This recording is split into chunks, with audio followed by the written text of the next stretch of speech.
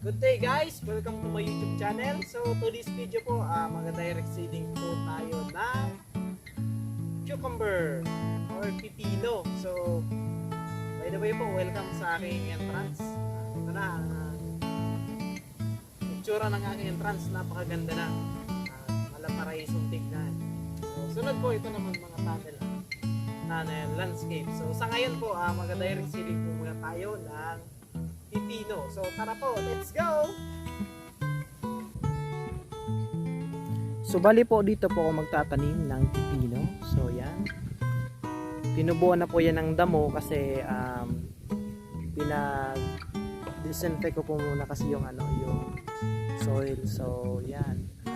Sterilizing. So binilad ko muna. Tapos pinahinga ko. Kaya ayan, tumubo na yung mga damo. Saka lagi na ulan dito. Tapos naglagay na po ako dyan ng basal application, yung mga decomposed pong damo. Yun lang po ginagamit ko sa mga garden ko po gaya nito.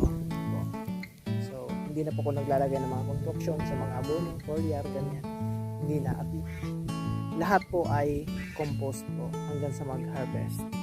So yan po. And then maglalagay na po tayo ng ng seeds. Mag-direct seeds na po tayo.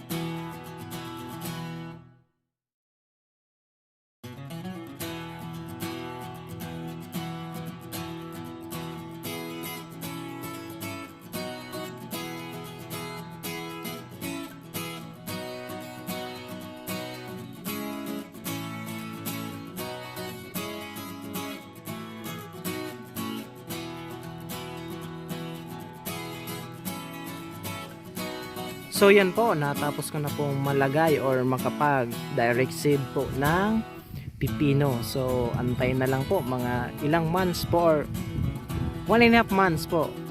Same din po nung conventional farming kasi na-observe ko na po doon sa isang kong crops. Isang production ko nung organic. Alos the same lang, 1.5 months lang po. So yan. Then ito po yung pangalawang cycle ko po ng organic agriculture practice po ng cucumber. So update ko na lang po yung videos na i-upload ko po dito about dito po sa aking farm development and then sa practice po ng organic agriculture. So thank you so much po. Thank you po.